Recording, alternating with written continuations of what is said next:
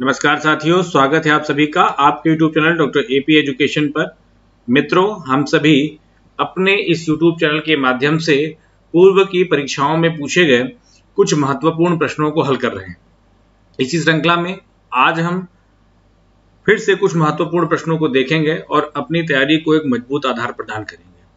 तो साथियों, जिन साथियों का संबंध शिक्षा शास्त्र विषय से है और आप शिक्षक भर्ती से संबंधित किसी भी एग्जाम की अगर तैयारी कर रहे हैं तो यह YouTube चैनल आपके लिए महत्वपूर्ण है। आप चैनल के साथ जुड़ सकते हैं। यहाँ पर आपको महत्वपूर्ण प्रश्नों को हल कराने के साथ साथ आपके पाठ्यक्रम का संपूर्ण सिलेबस कवर कराया जाएगा और उससे संबंधित प्रश्न भी हम सभी सॉल्व करेंगे। तो साथ में जुड़िए, जिससे आपके सहयोग को मैं एक दायित्व के रूप में लूं और संपूर्ण सिलेबस को कवर करा सकूं। तो चलिए हम सभी आज के अपने लेक्चर को स्टार्ट करते हैं। आज के लेक्चर का पहला प्रश्न है कि अंतर शिक्षक विचलनशीलता को निम्नलिखित में से किसके द्वारा न्यूनतम किया जा सकता है। इस शब्द का मतलब क्या है? अंतर शिक्षक विचलनशीलता का मतलब क्या होता है? तो अंतर शिक्षक विचलनशीलता का मतलब ये हुआ कि किसी भी अगर कोई भी टेक्स्ट बुक है, मतलब कोई भी बच्चे की कॉपी है और उसी कॉपी को कई सारे शिक्षकों ने, अलग अलग शिक्षकों ने जब चेक किया, मान लीजिए, और उन सभी के जो उन लोगों ने नंबर दिए हैं उसमें कुछ ना कुछ अंतर आ रहा है, ठीक है। तो इन सब बातों किस प्रकार से हम कम कर सकते हैं, तो यही प्रश्न यहाँ पर पूछा जा रहा है कि अंतर शिक्षक विचलनशीलता को निम्नलिखित में से किसके द्वारा न्यूनतम किया जा सकता है।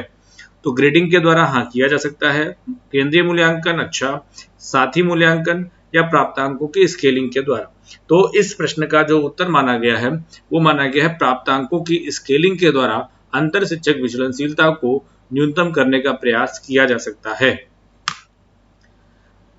अगला प्रश्न देखते हैं कि निम्नलिखित में से किसका विस्तार सर्वाधिक होता है। बढ़िया प्रश्न है, ये कई बार पूछा जा चुका है। टी स्कोर का या सी स्कोर का या फिर जेड स्कोर का और या फिर स्टेनाइन का। तो इस प्रश्न का जो सही उत्तर है वो है टी स्कोर का। कैसे? अगर हम बात करें जेड, दो तरीके से इसको हम समझ सकते हैं। अगर हम इसको वो सार्थकता स्तर पर ले जाएं तो टी 0.5 वाला जो कॉन्सेप्ट होता है उसमें 2.58 आता है।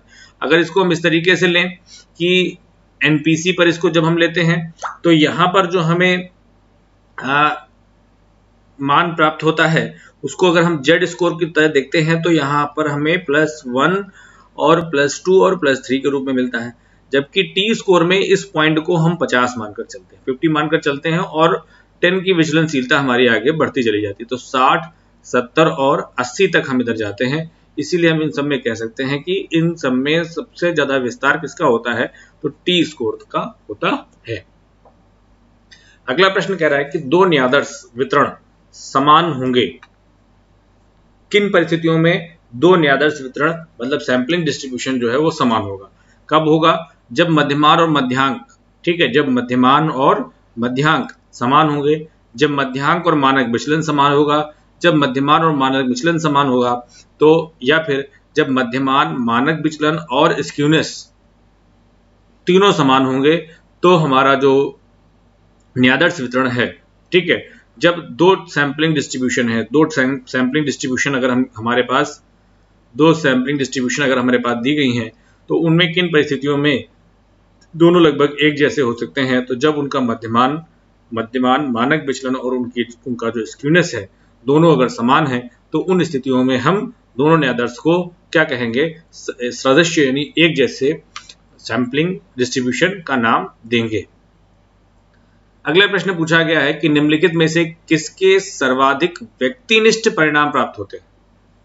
सर्वाधिक व्यक्तिनिष्ठ परिणाम प्राप्त होते हैं। देखो, अब है निरीक्षण से, परीक्षण से, प्रश्नावली से या साक्षात्कार से। तो कई बार क्या होता है कि ऐसे ही प्रश्नों में कई बार उत्तर भी बदल जाते हैं, ठीक। फिलहाल यहाँ पर जो प्रश्न पूछा गया है कि जो भी हमारे पास नीचे टूल्स दिए गए हैं, जो हमारे टूल्स दिए गए हैं डेटा कलेक्शन के, इस डेटा कलेक्शन के टूल्स में से कौन सा ऐसा टूल्स है जिसमें हम सबसे ज्यादा व्यक्तिनिष्ठ परिणाम हमें प्राप्त होता है। व्यक्तिनिष्ठ मतलब दो चीजें हैं, व्यक्तिनिष्ठ है और दूसरा क्या है हमारे पास, आत्मनिष्ठ। ठीक, तो यहां पर आ जाता है कंफ्यूजन। ठीक, फिलहाल परीक्षा में इससे माना गया है साक्षात्कार, इसे साक्षात्कार माना गया है, लेकिन यहाँ पर अच्छा जवाब जो है वो प्रश्नावली भी हो सकता है, क्योंकि यहाँ पर अगर जो प्रश्नावली होगी, जो भी प्रश्न हम पूछेंगे उससे जो जवाब दिया जाएगा वो उत्तरदाता के द्वारा ही दिया जाएगा, इसलिए हम इसमें कोई बहुत संशोधन नहीं कर सकते, जबकि साक्षात्कार में हमारे विचार भी सम्मिलित हो सकते हैं, परंतु इस सवाल का जो जवाब है वो साक्षात्कार ही माना गया है। ठीक है, तो ध्यान रखिएगा आप लोग कि किसके सर्वाधिक व्यक्तिनिष्ठ। ठीक है, व्यक्तिनिष्ठ, और फिर उसी को हम क्या बोलते हैं, आत्मनिष्ठ भी बोलते हैं। व्यक्तिनिष्ठ को हम क्या बोलते हैं, आत्मनिष्ठ भी बोलते हैं। दूसरा होता है हमारा वस्तुनिष्ठ, शायद मैं पहले कुछ और बोल गया, हम ध्यान रखिएगा, व्यक्तिनिष्ठ को ही आत्मनिष्ठ बोलते हैं, और दूसरा होता है वस्तुनिष्ठ। वस्तुनिष्ठ ही अच्छा माना जाता है, वस्तुनिष्ठ का माना जाता है अच्छा माना जाता है। तो यहाँ पर अगर आत्मनिष्ठ की बात हो रही है, बिल्कुल सही है, तब तो ये जवाब सही होगा कि साक्षात्कार की स्थिति में हम चूंकि आमने सामने होते हैं, और आमने सामने होने के नाते हम उसके नाम, स्वभाव और व्यवहार से प्रभावित हो सकते हैं, और वो तथ्यों को छुपा भी सकता है। ठीक है, अगला प्रश्न देखते हैं। किसी परीक्षण की लंबाई को बढ़ाए जाने पर, अगर कोई परीक्षण है और उसको हम बढ़ाएं तो क्या परिणाम प्राप्त होता है। तो विश्वसनीयता और वैधता दोनों बढ़ती है। विश्वसनीयता, वैधता बढ़ती है। ठीक है, यह कुछ टाइपिंग एरर हो गई है।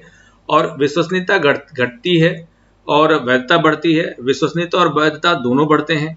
विश्वसनीयता और वैधता में कोई परिवर्तन नहीं होता। जब हम परीक्षण की लंबाई बढ़ाते हैं तो हम सभी जानते हैं कि परीक्षण की विश्वसनीयता भी बढ़ती है और परीक्षण की वैधता दोनों ही बढ़ते हैं। ठीक है, तो इसके संबंध में स्पीयरमैन ब्राउन का सूत्र भी मैंने आपको पिछले क्लासेस में बता रखा है, ny1/1 + n-1y1। ठीक, ये स्पीयरमैन ब्राउन का फॉर्मूला है। एक बालक चलने लगता है, यह किसका उदाहरण है। अच्छा प्रश्न है, बाल विकास का प्रश्न है ये। ठीक, या फिर आप इसको कह सकते हैं कि ये मनोविज्ञान से संबंधित प्रश्न है। तो ये प्रारंभिक प्रशिक्षण का परिणाम है, या फिर ये अनुकरण का परिणाम है, या फिर ये अधिगम या सीखने का परिणाम है, या फिर ये परिपक्वता का परिणाम है। तो जब एक बालक चलने लग जाता है तो उस बालक के चलने में कई सारे अंग जो है वो महत्वपूर्ण होते हैं। उसका जो बालक के विकास के कई सारे पक्ष जो हैं, बालक के विकास के कई सारे पक्ष काम करते हैं।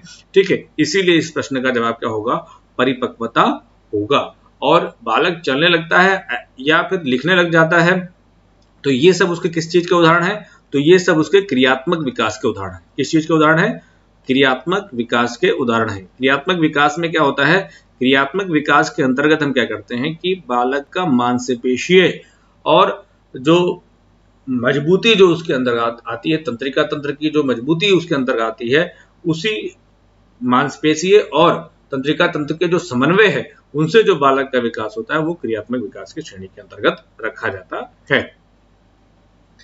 अगला प्रश्न पूछा गया कि निम्नलिखित में से कौन लॉन्गिट्यूडनल अध्ययन है। ठीक है, लॉन्गिट्यूडनल और आपका ऊर्ध्व और क्षैतिज दो प्रकार के अध्ययन किस श्रेणी में पूछे जाते हैं। तो ऐतिहासिक अध्ययन में, विकासात्मक अध्ययन में, सर्वेक्षण अध्ययन में, या कार्योत्तर अध्ययन। तो जो आपकी प्रैक्टिस सेट की बुक है उसमें ऐतिहासिक अध्ययन दिया गया है, लेकिन आपके जो विकासात्मक अध्ययन होता है, उसी में हम क्या करते हैं, किसी भी व्यक्ति के या किसी भी बालक के जो विकास का अध्ययन करते हैं। ठीक, किस तरीके से होता है, एक परिस्थिति ये होता है, मान लीजिए हमें अध्ययन करना है कि किशोरावस्था के दौरान बालकों के अंदर किस प्रकार का सामाजिक व्यवहार विकसित होता है। तो हमारे पास किशोरावस्था की आयु कितनी मानी जाती है, 12 से 18 वर्ष की मानी जाती है। तो हमारे पास अध्ययन करने के लिए दो तरीके हैं, या तो हम क्या करें, या तो हम एक 12 वर्ष का बालक लें, ठीक है, एक 12 या कुछ हम 12 वर्ष के बालक लें, और हम इंतजार करें कि वो 13 साल का हो जाए, 14 साल का हो जाए, 15 साल का हो जाए, 16 साल का हो जाए, 17 साल का हो जाए और 18 साल का हो जाए। या तो हम इंतजार करें, एक ही प्रकार के मतलब एक प्रकार के बालक पर हमने ध्यान रखना शुरू किया और उसके हम क्रमोत्तर विकास को ध्यान में रखते हुए आगे बढ़ते चले गए। या फिर हमने अपने समय को बचाने के लिए दूसरा एक तरीका अपनाया कि हमने कुछ बालक 12 साल के लिए, कुछ 13 के लिए, कुछ 14 के लिए और कुछ 15 के लिए, यानी एक ही समय पर हमने सभी आयु के कुछ कुछ बालकों का सिलेक्शन कर लिया और उनके व्यवहारों में दिखने वाले परिवर्तन को क्या किया, नोट डाउन कर लिया।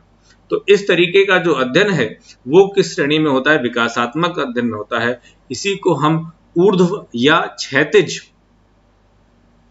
लॉन्गिट्यूडनल या वर्टिकल जो हमारा अध्ययन है उस श्रेणी के अंतर्गत आता है। इसीलिए यहाँ पर ऐतिहासिक अध्ययन तो नहीं होना चाहिए मेरे हिसाब से। अगला है एथनोग्राफिक अध्ययन को निम्नलिखित में से किस प्रकार के शोध वर्ग में रखा जाता है। तो एथनोग्राफिक अध्ययन को किस प्रकार के शोध के अंतर्गत रखा जाता है, दार्शनिक शोध में रखते हैं, प्रयोगात्मक शोध में रखते हैं, गुणात्मक शोध में रखते हैं, या फिर आलोचनात्मक वैज्ञानिक शोध के अंतर्गत इसको रखा जाता है। तो साथियों, एथनोग्राफिक अध्ययन को गुणात्मक श्रेणी में या गुणात्मक शोध के वर्ग में रखा जाता है, गुणात्मक शोध के वर्ग में रखा जाता है। और कहा जाता है कि, और इस बात को ध्यान में रखा जाता है कि जो हमारे इस प्रकार के शोध हैं, ठीक है, जिस गुणात्मक अध्ययन जो हमारे एथनोग्राफिक अध्ययन के अंतर्गत आते हैं, इसमें हम जो घटनाएं हैं उनकी वर्तमान स्थिति और उनका ऐतिहासिक विकास है, उन दोनों का हम विश्लेषण और अध्ययन करते हैं। उस आधार पर ही हमें जानकारी प्राप्त होती है। ठीक है, तो ये एथनोग्राफिक अध्ययन गुणात्मक शोध से संबंधित कहलाता है। वस्तुनिष्ठ प्रकार के परीक्षणों को सामान्यतः निम्नलिखित में से किसे बढ़ाने के लिए प्रयोग में लाया जाता है। तो वस्तुनिष्ठ प्रकार के जो प्रश्न हैं या परीक्षण हैं, उससे परीक्षण की विश्वसनीयता भी बढ़ती है, बिल्कुल बढ़ती है। लेकिन स्पेशली क्या पूछा गया है, ऑब्जेक्टिव टाइप जो टेस्ट है उनका, तो इससे तो सबसे अच्छा जो बढ़ेगा, विकल्प क्या कहते हैं उसकी बात अभी हम अलग करते हैं, पहले इसको समझते हैं कि वस्तुनिष्ठ प्रकार के जो परीक्षण है उससे सबसे अच्छा जो है वो क्या कम होता है, उसमें हम आत्मनिष्ठता को कम कर देते हैं। ठीक है, आत्मनिष्ठता कम हो जाती है और वस्तुनिष्ठता बढ़ती है। वस्तुनिष्ठता बढ़ने से क्या होगा, परीक्षण की विश्वसनीयता, परीक्षण पदों का विस्तार, विषय वस्तु विस्तार या व्याप्ति, परीक्षण की वैधता और परीक्षण की पूर्व कथनात्मक। फिलहाल इस प्रश्न का जो जवाब माना गया है वो ये माना गया है, परीक्षण पदों का विषय वस्तु विस्तार या व्याप्ति। मतलब हम ऑब्जेक्टिव टाइप के टेस्ट के द्वारा हम अपने सिलेबस के, अपने कंटेंट के लगभग सभी पक्षों को कवर कर ले जाते हैं। चलिए अगला प्रश्न क्या कहता है, किसी प्रयोगात्मक शोध में शोधकर्ता का यथासंभव प्रयास, जो भी हमारा रिसर्चर है का यथासंभव प्रयास निम्नलिखित में से किस वेरिएबल को, किस चर को नियंत्रित करने के लिए होना चाहिए। आश्रित चर को, अनाश्रित चर को, आकस्मिक चर को या बाह्य चर को। तो हम अपने प्रयोगात्मक शोध के अंतर्गत, हम सभी जब कभी प्रयोगात्मक शोध करते हैं, हमारा जो प्रयोगात्मक शोध है उस प्रयोगात्मक शोध के अंतर्गत हम क्या करते हैं, हम स्वतंत्र चर के प्रभाव का अध्ययन किस चर पर करना चाहते हैं, आश्रित चर पर करना चाहते हैं। और हम नहीं चाहते कि जो आश्रित चर है हमारा, ठीक है, मान लो किसी शिक्षण विधि का अध्ययन आप करना चाहते हैं, तो वह शिक्षण विधि या वह शिक्षक वो क्या हो जाएगा, स्वतंत्र चर हो जाएगा। और उस नवीन शिक्षण विधि का छात्रों के उपलब्धि पर क्या प्रभाव पड़ता है, तो भी वो क्या होगा। ठीक है, तो यहाँ पर उपलब्धि या फिर छात्रों का, छात्र कुछ भी कह सकते हैं, हमारा आश्रित चर होगा। तो हम इन्हीं दोनों को ही ध्यान में रखना चाहते हैं, परंतु ऐसा होता तो है नहीं। हम जो हमारे लैब में भी जो टेस्ट होते हैं उनमें भी हम देखते हैं कि हम निर्वात में कोई भी प्रयोग करना चाहते हैं, ठीक, तो लेकिन निर्वात की स्थिति तो कहीं बन नहीं सकती, हर जगह कुछ ना कुछ वेरिएबल एग्जिस्ट करते हैं जो एक आदर्श स्थिति को हमेशा डिस्टर्ब करते हैं। तो हमारे यहाँ भी हम पढ़ाते चलते हैं, पता चला कोई गाड़ी बगल से निकल गई, उसका तो कोई ना कोई ऐसे चर हैं, बहुत सारे बच्चों की मानसिक स्थिति है, बहुत सारे ऐसे चर हैं, वातावरण है जो बच्चे के उपलब्धि को प्रभावित कर देते हैं। इसलिए ऐसे सभी चरों को हम बाह्य चर कहते हैं और इन सबको इन सबको हम क्या करते हैं, नियंत्रित करने का प्रयास करते हैं। अगला प्रश्न कहता है कि निम्नलिखित में किसके लिए आंतरिक और बाह्य विवेचन की आवश्यकता। बढ़िया प्रश्न है, इंपॉर्टेंट क्वेश्चन है आपका कि ऐसा कौन सा जो अध्ययन है, कुछ मिला के कह सकते हैं कि ऐसा कौन सा शोध है, ऐसा कौन सा अनुसंधान है जिस अनुसंधान में आंतरिक और बाह्य विवेचन की आवश्यकता होती है। प्रयोगात्मक शोध, एथनोग्राफिक, विकासात्मक या ऐतिहासिक अध्ययन। ठीक, तो आंतरिक या बाह्य विवेचन की आवश्यकता सर्वाधिक हमें ऐतिहासिक अध्ययन में पड़ती है, क्योंकि ऐतिहासिक अध्ययन में हमारे पास जो आंकड़े होते हैं, जो डेटा होता है, वो सेकेंडरी मोस्टली होता है। पूरे लिखी गई बातों पर ही हमें विश्वास करना होता है। किताबें ही हमारे पास हमारे ज्ञान का स्रोत होती हैं, जो हमें पुरातत्विक अभिलेख प्राप्त होते हैं वही हमारे ज्ञान का स्रोत होते हैं।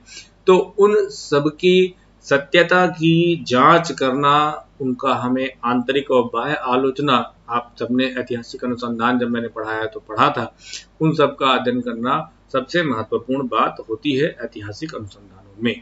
इस प्रश्न को ऐसे भी पूछ सकते हैं कि निम्नलिखित में से किस अनुसंधान में आंतरिक आलोचना सर्वाधिक महत्वपूर्ण कार्य है। ठीक, तो आंतरिक हो या बाह्य हो, दोनों आलोचना जो है वो ऐतिहासिक अनुसंधान में की जानी चाहिए। अगला प्रश्न कहा गया, जब कोई समाज वर्ग क्लास के आधार पर, ठीक है, जब कब है, जाति के आधार पर नहीं, किस आधार पर है, जाति के आधार पर यहाँ पर बात नहीं हो रही, ठीक है, किसकी बात हो रही है, वर्ग के आधार पर जब गठित होता है तो इसे क्या माना जाता है, पाश्चात्यकरण, सामाजिक नियंत्रण, सामाजिक व्यवस्था या सामाजिक स्तरीकरण। तो जब कोई समाज सामाजिक वर्ग के आधार पर गठित होता है तो सामाजिक स्तरीकरण कहते हैं, और इसमें एक स्तर से दूसरे स्तर पर जाने की संभावना बनी रहती है। अगला प्रश्न है कि निम्नलिखित में से कौन सा परीक्षण छात्रों के दक्षता अधिगम के प्रति इंगित करता है। ठीक, बढ़िया, बहुत बढ़िया प्रश्न है। अध्यापक निर्मित मानकीकृत एनआरटी या सीआरटी, इसको हम लोग कहते हैं ना, एनआरटी नॉर्म रेफरेंस टेस्ट या क्राइटेरियन रेफरेंस टेस्ट। ठीक, तो मैंने आपको बहुत अच्छे तरीके से एनआरटी और सीआरटी दोनों पढ़ाया है, और किस में हमें मास्टरी लेवल की आवश्यकता होती है, किस में हमें मास्टरी लेवल की या मास्टरी लर्निंग की आवश्यकता होती है, कि हम जानते हैं कि कट ऑफ होगा एक, तो उस किसमें होगा, वो सीआरटी होता है। ठीक है, क्राइटेरियन रेफरेंस टेस्ट। यदि किसी अभ्यर्थी का जेड स्कोर पर जो प्राप्तांक है वो क्या है, 0 है, 0 आया है, तो हमारा टी स्कोर क्या होगा, 5 होगा, 2 होगा, 0 होगा, 50 होगा। तो चलो देख लेते हैं, कोई दिक्कत नहीं। टी इक्वल टू क्या होता है, T equal to 50 plus 10 Z, यही तो होता है ना फॉर्मूला। और ये फॉर्मूला पिछली बार हायर के बीएड के जो पेपर है उसमें ये फॉर्मूला पूछा भी गया था। इसीलिए मैं बार बार कहता हूं कि पूर्व की परीक्षाओं के प्रश्नों को हल जरूर करिए, इससे आपका बहुत अच्छा तैयारी मजबूत होती है। ठीक है, T equal to 50 plus 10 Z, और जेड कितना है हमारा, जेड कितना है, 0 है, तो 50 प्लस 10 इंटू 0, तो क्या बचेगा, तो हमारे पास 50 तो बचेगा, 10 0 0 और 50 बचा। तो टी का मान हमारे पास कितना बच रहा है साथियों, टी का मान हमारे पास 50 है, तो 50 कहाँ है, यहाँ बैठा है, और इसको हम सही ऑप्शन के रूप में ले लेंगे।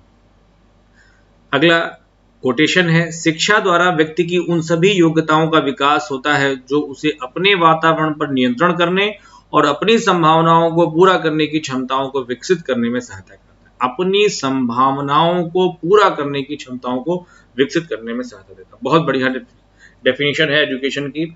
एजुकेशन एक ऐसा पावर है आपके पास, कहा भी गया, प्रश्न भी आया गया, शिक्षा ज्ञान की शक्ति, ज्ञान शक्ति है, ऐसा प्रश्न पिछली बार पूछा गया किसी एग्जाम में।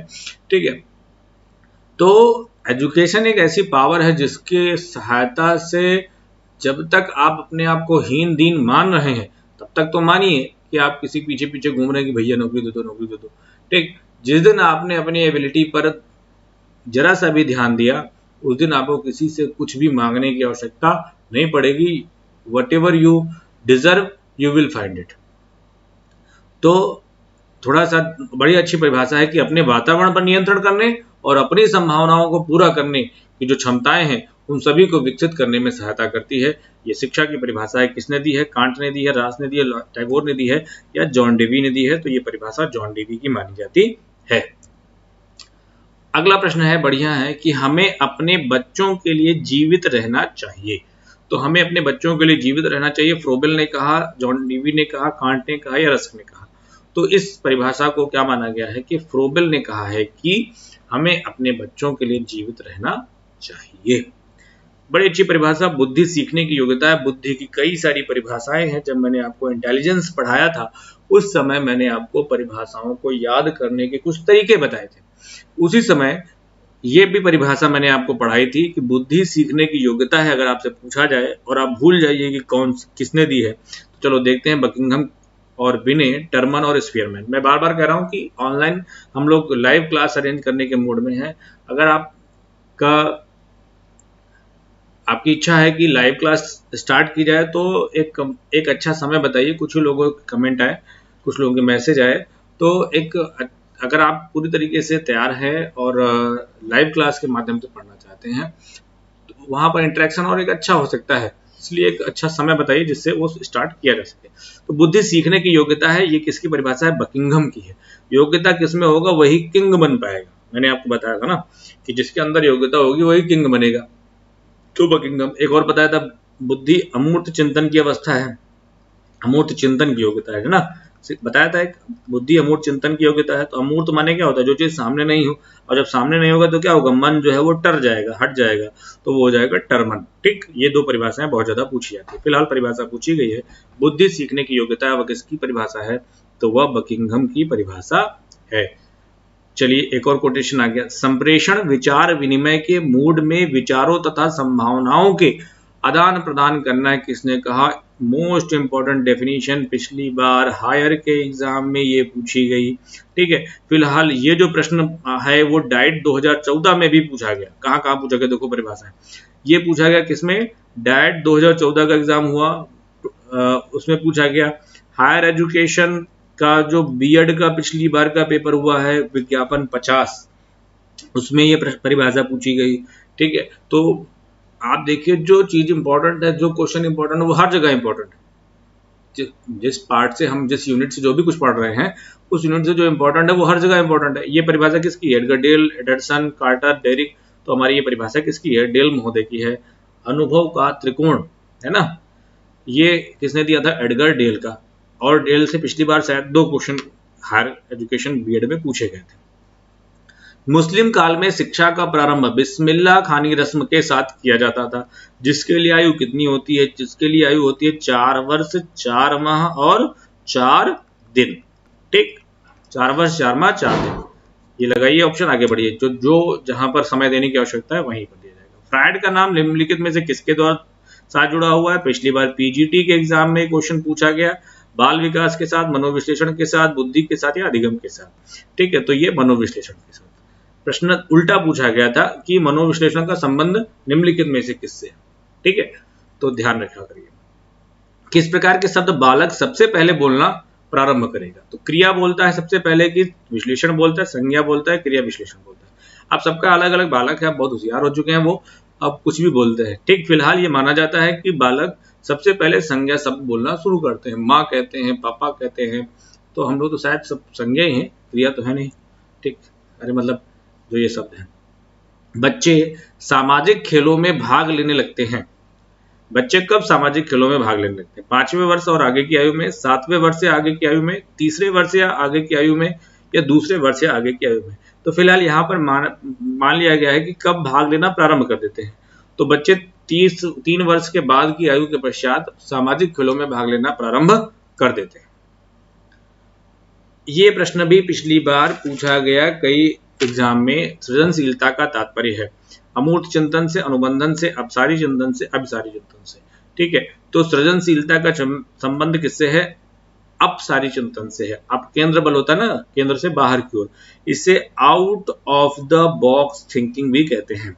इसे out of the box thinking भी कहते हैं।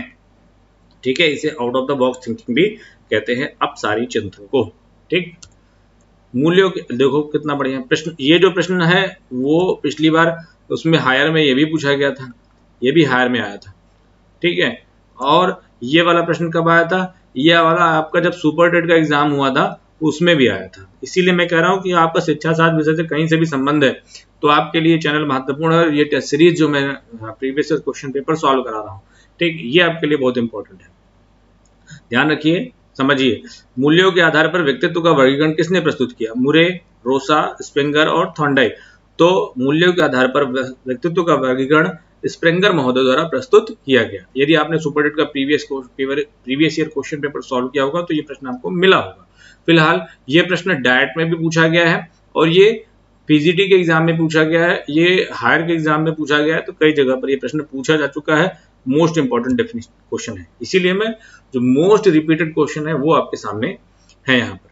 भाटिया बैटरी परीक्षण में सम्मिलित है कि नहीं इंपॉर्टेंट ये क्वेश्चन? 2 टेस्ट होते हैं, 3 होते हैं, 5 होते हैं, 7 होते हैं। तो हम सभी जानते हैं भाटिया बैटरी परीक्षण में 5 उप परीक्षण पाए जाते हैं। अब ये सब सिंपल प्रश्न है। एमिल नामक पुस्तक के लेखक कौन है? रूसो हैं, अरस्तु हैं, डीवी हैं, रूसो हैं या किलपैट्री? तो हम सभी जानते हैं एमिल एंड एजुकेशन का संबंध प्रकृतिवाद और प्रकृतिवाद के चर्चा रूसो से है। मद्रास में चैरिटी स्कूल कब खोला गया? मद्रास में जब जो हमारे औपनिवेशिक भारत की बात है, जब हमारे देश में ब्रिटिश एजुकेशन की शुरुआत हुई है, ठीक है, तो वहां पर उनका पूर्व का जो प्रयास था वो उन्होंने दान के रूप में, चैरिटी के रूप में इस तरीके से काम प्रारंभ किया था। तो पहला चैरिटी स्कूल कब खोला गया? 1717 में, 1813 में, 1835 में, 1854 में। तो ये कहा जाता है कि 1717 में मद्रास के क्षेत्र में पहला चैरिटी स्कूल खोला गया। ठीक। राष्ट्रीय शैक्षिक अनुसंधान एवं प्रशिक्षण परिषद एनसीईआरटी द्वारा क्षेत्रीय शिक्षा महाविद्यालय कब खोले गए? 1961 में खोले गए, 63 में खोले गए, 65 में खोले गए या 1967 में खोले गए? तो एनसीईआरटी की स्थापना 1961 में की ही गई है और इसके द्वारा जो क्षेत्रीय शिक्षा महाविद्यालय हैं वो 1963 से खोले जाने लगे थे। तो इसीलिए आपका प्रश्न का जवाब क्या होगा? वर्ष 1963 में।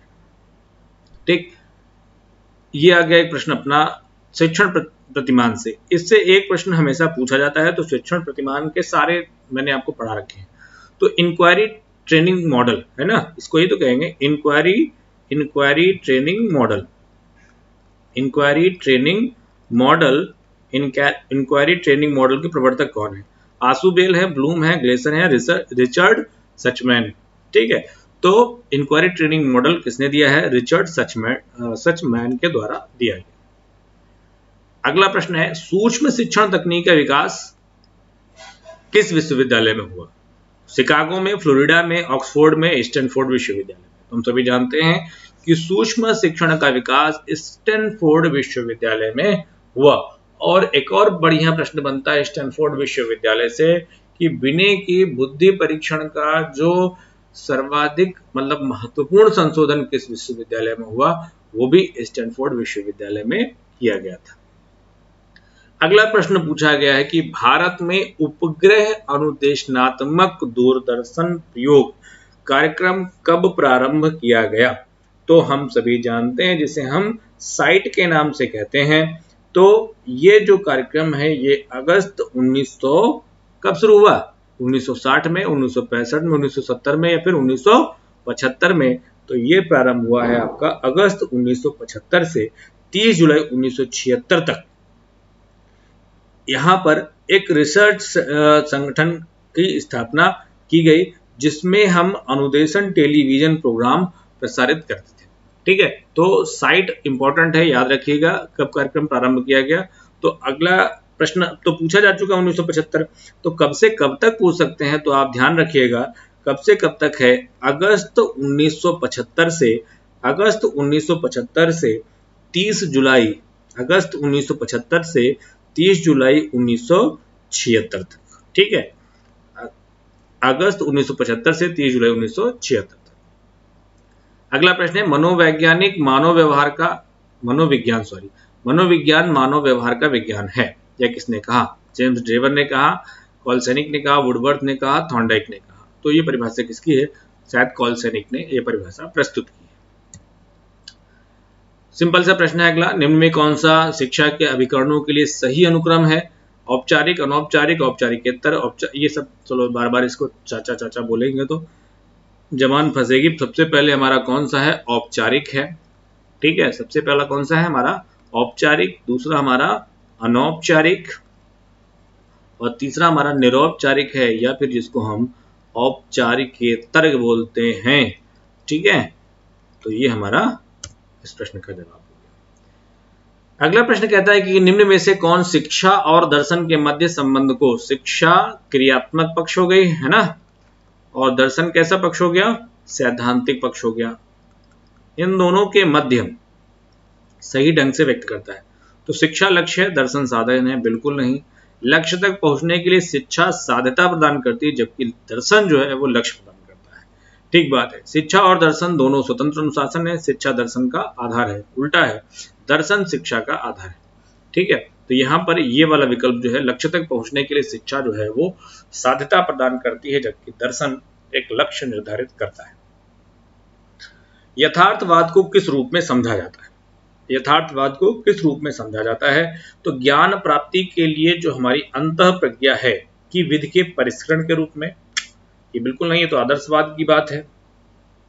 ठीक है, और संदर्भ सेवाओं के प्रोत्साहन के रूप में, सत्य प्राप्ति के लिए इंद्रिय ग्रहित साक्ष्य प्रदान करने के रूप में, किसी व्यक्ति को निर्देशन देने हेतु अवसर सृजित करने के रूप में, बिल्कुल नहीं। यथार्थवाद सत्य प्राप्ति के लिए इंद्रिय द्वारा, हमारी जो सेंसरी ऑर्गन्स हैं उनके द्वारा जो हमें ज्ञान प्राप्त होता है, उन्हीं को रियल नॉलेज कहता है।